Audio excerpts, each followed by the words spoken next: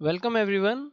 In this video we will study about class 8 history and we are going to study chapter 6, that is colonialism and the city. So we will study about the story of an imperial capital. So let's start our chapter. देखिए what happened to the cities under colonial rule. देखिए अभी तक हमने chapters में काफ़ी कुछ पढ़ा है. इस चैप्टर में हम देखेंगे कि जो सिटीज़ थी उनके साथ क्या होता है colonial टाइम में. You have seen how life in countryside changed after the establishment of British power. What happened to the cities during this period? Let us see. The answer will be in this chapter. The history of a temple town like Madurai, देखिए temple town है Madurai, will not be same as that of a manufacturing town like Dhaka or port like Surat or towns of simultaneously served many different functions. देखिए इनका बोलना है कि जैसे मान लीजिए टेम्पल का शहर है एक मदुरई, उसका एक अलग सिस्टम रहा होगा और एक मैन्युफैक्चरिंग शहर लाइक ढाका जहाँ पर बहुत सारी फैक्ट्रीज हैं और एक है हमारा पोर्ट जैसे कि सूरत. तो इन तीनों में अलग अलग चेंजेस आए होंगे कॉलोनियल टाइम में. In most parts of the western world modern cities emerged with industrialisation. देखिए मॉडर्न जो शहर आए थे वो इंडस्ट्रियलाइजेशन के साथ आए थे. जैसे in Britain industrial cities like in Britain में कुछ शहर आए थे जैसे Leeds and Manchester grew rapidly in 19th and 20th century. Britain के अंदर अगर हम बात करें अच्छे जो बड़े बड़े शहर आए थे वो थे लीड्स, मैनचेस्टर, ये शहर ब्रिटेन के अंदर आए थे. यहाँ पे बहुत सारे लोग आते हैं नौकरी ढूंढने के लिए, अपना घर वगैरह बनाते हैं यहाँ पर और फैसिलिटीज यहाँ पर अपना फाइंड आउट करते थे. However, unlike Western Europe, Indian cities did not expand as rapidly in 19th century. लेकिन यूरोप के तरीके से इंडिया के शहर इतना एक्सपेंड नहीं कर पाए खुद को. Okay, why did this so? भाई इसका रीज़न क्या था, क्या इसका रीज़न रहा होगा, ये हम जानते हैं इस चैप्टर में. आगे देखिए in the late 18th century की लास्ट में यानी 1790 से लेके 1800 तक की हम अगर बात करें, उस टाइम पर क्या था कि Calcutta, Bombay and Madras rose in importance as presidency cities. So यहाँ पर एक क्वेश्चन आ जाएगा. देखिए यहाँ पर एक क्वेश्चन लिख लीजिएगा आप. Name the 3 presidencies of 18th century. तो देखिए 18th सेंचुरी में 3 प्रेसिडेंसी इंपॉर्टेंट थी, वो थी कलकत्ता, बॉम्बे एंड मद्रास. नेक्स्ट है यहाँ पर एक क्वेश्चन लिख लीजिए इसके ऊपर, यह आ जाएगा डिफाइन प्रेसिडेंसी, कि भाई प्रेसिडेंसी होता क्या है. ये आप पहला क्वेश्चन लिखेंगे और ये हो जाएगा आपका सेकंड क्वेश्चन. ओके, देखिए प्रेसिडेंसी वो होती है for administrative purpose colonial India was divided into 3 presidencies. तो यहाँ पर लिख लीजिए कि for administrative purpose colonial India was divided into presidencies. आप इतना ही लिख लीजिएगा. ओके भाई 3 हिस्सों में बांट रखा था, बॉम्बे, मद्रास, बंगाल. ओके, और ये तीनों बने थे किनके बदले में बने थे, ये जानना बड़ा ही जरूरी. ये बने थे सूरत, मद्रास और कलकत्ता के बदले में. Is that clear? आगे देखते हैं. They became the centre of British power in different regions of India. ये ब्रिटिश पावर के रीजन्स बने. At the same time a host of smaller cities decline. देखिए जो छोटे छोटे शहर थे वो डिक्लाइन होते रहे धीरे धीरे. ओके, ये बड़े बड़े शहर बनते रहे. Many towns manufacturing specialised goods decline due to the drop in demand for what they produced. जो ये कुछ शहर में जहाँ पर सामान वगैरह बनता था ये डिक्लाइन होते रहे. रीज़न क्या था? देखिए कि इनकी जो डिमांड थी अब कम होती जा रही थी.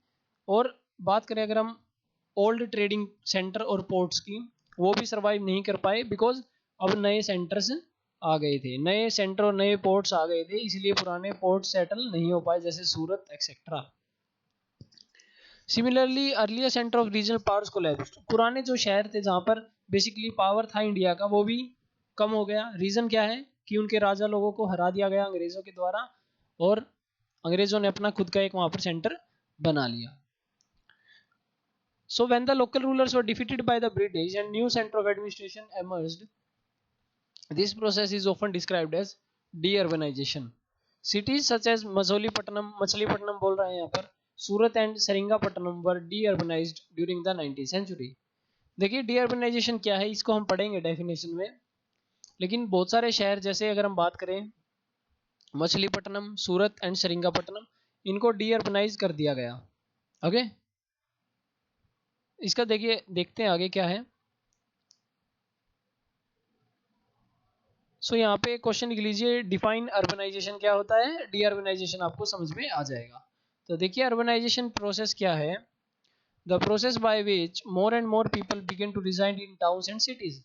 ऐसे प्रोसेस में जिसमें ज़्यादा से ज़्यादा लोग शहर में आकर रहने लगे उसको हम अर्बनाइजेशन बोलते हैं। सो देखिए डी अर्बनाइजेशन क्या हो जाएगा, जिसमें ज़्यादा से ज़्यादा लोग सिटीज़ को छोड़कर वापस गाँव में रहने लग जाएं, उसको हम डी अर्बनाइजेशन बोलेंगे। देखिए अब हम बात करते हैं दिल्ली की, इंपीरियल सिटी ऑफ दिल्ली। देखिए इसको कैपिटल 1912 के बाद ही बनाया गया था बेसिकली अंग्रेजों के द्वारा। उससे पहले इसका क्या सिचुएशन था जब तक ये नई दिल्ली नहीं बनी थी। Is that clear? अभी इसको देखते हैं, हम जानेंगे इसमें।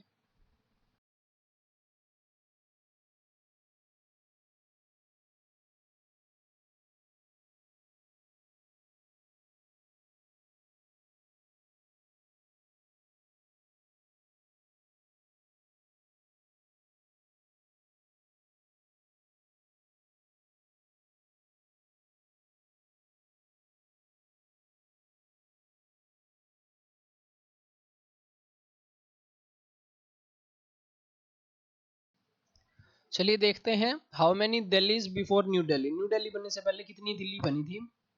देखिए आप सभी को पता है दिल्ली कैपिटल है मॉडर्न इंडिया की भी, और ये कैपिटल लगभग 1000 साल तक काफी लोगों की रही है कुछ कुछ गैप के बाद। As many as 14 capital cities were founded in smaller area of about 16 square mile on the left bank of river Jamuna. The remains of all other capital may be seen on a visit to the modern city of Delhi. Of these, देखिए अगर आप ध्यान से देखें map में तो ये देखिए हमारे पास 14 कैपिटल्स हमें मिल जाएंगी जमुना नदी की लेफ्ट साइड पे, और जिनको कंबाइंड फॉर्म में बोला जाता है दिल्ली। तो देखिए इमेजिन शाहजहानाबाद उनमें से एक है, और ये इसके बारे में अब हम डिस्कस करेंगे। शाहजहानाबाद के बारे में थोड़ा सा डिस्कशन होगा ताकि हमें पता चले कि क्या ये कैसे बनाई गई, क्या सिचुएशन था। Let's see. देखिए the most splendid capital of all was built by Shahjahan. तो देखिए इनमें से सबसे बेस्ट जो कैपिटल बनाई गई थी वो बनाई गई थी शाहजहां के द्वारा। शाहजहां के द्वारा वो बनाई गई थी। And Shahjahanabad was begun in 1639 and consisted of a fort, palace complex and city joining it. So यहाँ पर एक क्वेश्चन लिख लीजिए, when was construction of Shahjahanabad begin?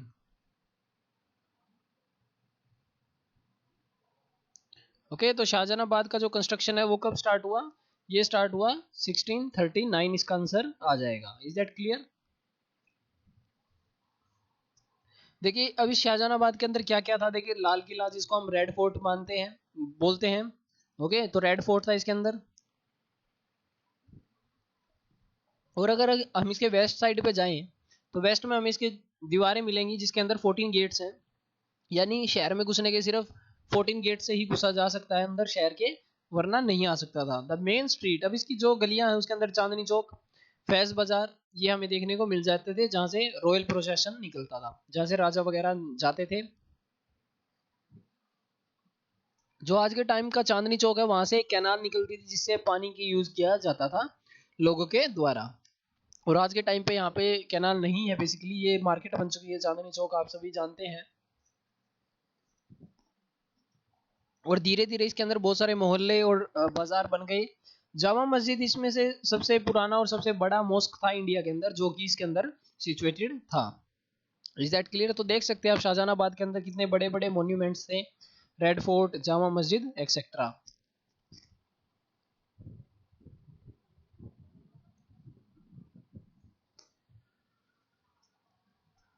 देखिए अगर हम बात करते हैं शाहजहां के टाइम की, अगर उनके टाइम के बारे में अगर हम देखें तो वो एक सूफी कल्चर का, बेसिकली ये जो मुस्लिम कल्चर ही है इसका बहुत बड़ा टाइम था। इस टाइम पर दरगाह, खानखास एंड इकगाज बनाई जाती थी, और बेसिकली क्वाइट कुल day sex and water channels were pride of Delhi's residents.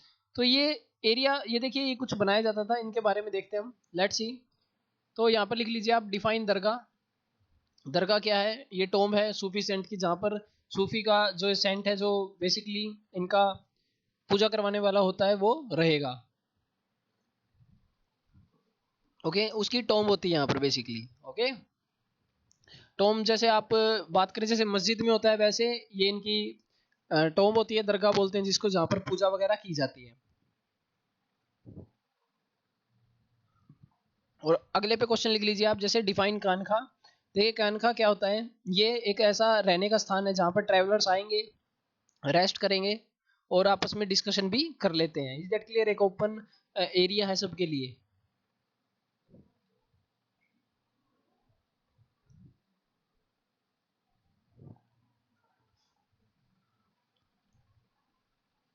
तो यहाँ पे आ जाएगा डिफाइन खानखा। ये आ जाएगा Sufi lodge often used as a rest place for travellers and where people come to discuss spiritual matters. यहाँ तक इसका आंसर आ जाएगा। अगला है डिफाइन ईदगाह। तो देखिए ईदगाह क्या है? एक open prayer place for Muslim, जहाँ पर प्रेयर ऑफर करेंगे मुस्लिम लोग, ये ईदगाह बोला जाता है। नेक्स्ट इज डिफाइन कुल डे सेक। तो देखिए डिफाइन कुल डे सक, ये हो जाएगा street with a dead and. जैसे मान लीजिए गली है और आगे रास्ता बंद होता है। ओके, इसको हम क्या बोलेंगे? Cul de sac. Is that clear? इसको हम ये बोलेंगे और तीनों पर क्वेश्चन आ जाएगा। अब देखिए ये था शाहजहानाबाद, हमारा जो ये पढ़ रहे हैं शाहजहानाबाद के बारे में। और मीर ताकि मीर ने क्या कहा था इसके बारे में, देखिए the streets of Delhi are not mere streets, they are like the album of a painter. इन्होंने उस दिल्ली के बारे में कहा था कि इसकी गलियां सिर्फ गलियां नहीं है, ये एक आर्ट है पेंटर की, पेंटर के द्वारा जैसे बनाई गई हो इस टाइप से। Yet even this was no ideal city, लेकिन ये इतना बड़ा शहर और इतना अच्छा शहर होने के बावजूद भी आइडियल नहीं था। यहाँ पर भी अमीर और गरीब के बीच में भेदभाव था। हवेलीज देखने में मिल जाती थी जो अमीर लोगों के पास थी, और मिट्टी के घर गरीबों के होते थे। Is that clear? आपको यहाँ पर दिखने में मिल जाएगा। और आपस में लोग सेलिब्रेट करते तब भी लड़ाइयाँ हो जाती थी।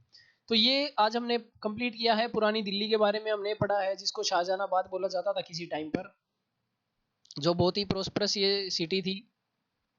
Is that clear? अगले अगले वीडियो में हम पढ़ेंगे नई दिल्ली के बारे में। ये देखिए नई दिल्ली के बारे में अगली वीडियो में हम कंप्लीट करेंगे और जानेंगे कि नई दिल्ली को कैसे बनाया गया, क्या इसका सिचुएशन था, क्यों बनाया गया, क्या रीजन था इसके पीछे बनाने का। So this is all for this video. So मिलते हैं हम नेक्स्ट वीडियो में, तब तक के लिए वीडियो को लाइक शेयर और सब्सक्राइब जरूर करें, और ये क्वेश्चन आंसर्स राइट डाउन करके होमवर्क सेंड करें। Thank you.